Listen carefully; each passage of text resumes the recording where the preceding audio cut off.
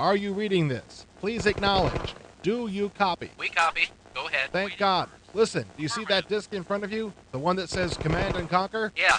It's a new computer game from Westwood Studios, right? Negative. It's a direct satellite link to the battlegrounds of the 21st century, and you're in charge. So pick up that mouse, mister. You heard me. Pick it up. All right, now we're making progress. Here's the situation. Meteorites containing the mineral tiberium have fallen to Earth mostly in third world countries. This substance has the unusual property of drawing precious metals and other valuable minerals into easily collectible nodes on the surface. Bet that really hosed the world economy. You got it. Now the world is pretty much divided into two factions. One side is the Global Defense Initiative, GDI. They're UN-funded, out to protect the innocent and the common good, like that. You can choose to work for GDI or for the other side. But I bet you know which side to work for, right? That would be GDI? Yes, he can be taught. This is your opponent, the Brotherhood of Nod. Brotherhood of Nod? Something funny to you, mister? Oh no. Good. Let me guess, their leaders are named Winkin and Blinkin. Oh, you're hilarious. Maybe you'd rather be looking for an interactive, lame-ass comedian simulation. I didn't think so. In that case, perhaps you'd like to know that the Brotherhood is a secret terrorist society that's existed for centuries and only just surfaced to seize control of the world's supply of tiberium. But that would mean? Total global domination. You starting to get the picture here?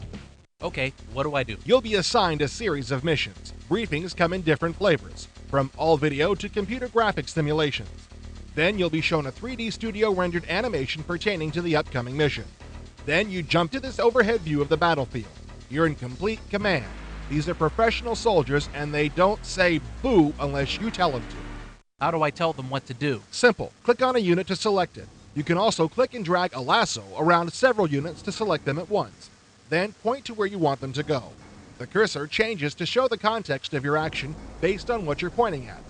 Most of the time, you get the green Go crosshairs, which tells the selected unit to go where you're clicking. When you click on an opponent, you get the red targeting crosshairs, which let you attack that opponent. What do the missions involve? It varies depending on what side you're playing. GDI missions tend to run to protecting villages, securing GDI bases, and so on. If you're playing the scum-sucking weasels from hell, you'll be asked to assassinate enemy leaders, blow up escaping civilian convoys, fun stuff like that. And how many missions are there? About 15 per side on the winning path, with a few additional missions you branch to if you fail. In addition to running around and blowing things up, you have to manage the construction of your base. You start out with a mobile construction vehicle which transforms itself into a construction yard at your command. This lets you start constructing a power plant. Construction progress is shown on the sidebar as a clock hands effect. Once the plant is complete, you can place it on the map. Since you now have power, you have a few more building options, such as a tiberium refinery and a barracks.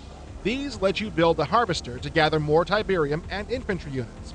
Later in the game, more buildings become available, including several types of barricades, weapons emplacement, a communications center which gives you an overhead map, and others.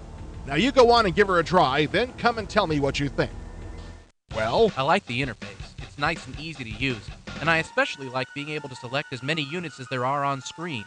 For the most part, my units did what I told them to. They occasionally did weird things, but I suppose that could be attributed to the need to keep me in control. If they could read my mind, I wouldn't need to do anything. That's what the designers tell me. I didn't like the fact that there's no fog of war effect.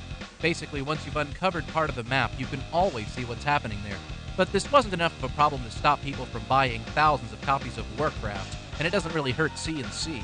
Best of all, the action is fast and furious, and the cutscenes are amazing. Those two facts are an unbeatable two-pronged attack, and if you're even remotely interested in the genre, Command & Conquer is not to be missed for any reason. Great, I'm glad you liked it. Now we can try it head-to-head in multiplayer mode. Multiplayer?